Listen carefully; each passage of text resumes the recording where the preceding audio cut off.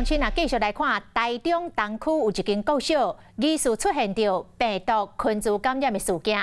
为25号开始，有学生甲老师开始来发烧、来吐、骨流。27号超过300个人请假，到28号，阁有288个人请假，总共是将近600个师生来请假，其中有10个人是严重甲大病院。学校怀疑是诺罗病毒所引起的，所以学校开始来消毒，一天消毒2届。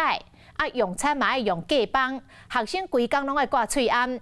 食安处嘛到学校针对中央厨房的食物、环境甲4位厨工来做检体的采集。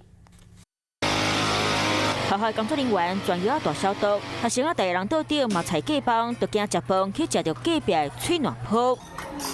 这是台中东区一间国小，刚刚出现病毒小胃感染的事件。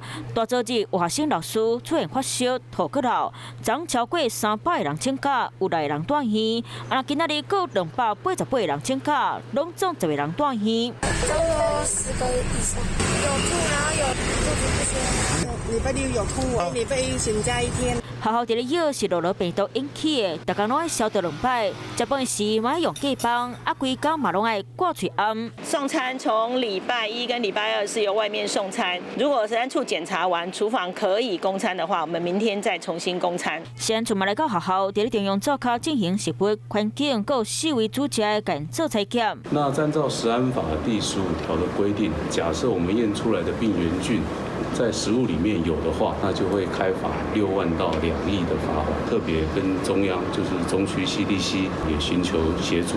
老师学生敢是倒着诺罗病毒？卫生局讲，要等2礼拜后的化验结果才会知。如果说以目前的天气来讲的话，食物变质的几率是比较小一点，诺罗病毒会比较活跃，因为就经过几个连续的假期南来北往，粪口传染，有的饮食食物也会污染，那有的是爸爸妈妈去帮小朋友清消那些呕吐物的时候，也会感染。小儿科医师讲，诺罗病毒的稳足期是1天到2天，那压起来时会先好，胃速度嘛真紧。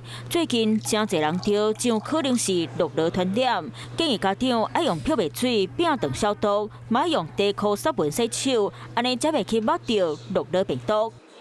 Hello， 大家好，我是乃瑜，要教给大家2个任务。第一个，华视新闻的脸书专页，你按赞了吗？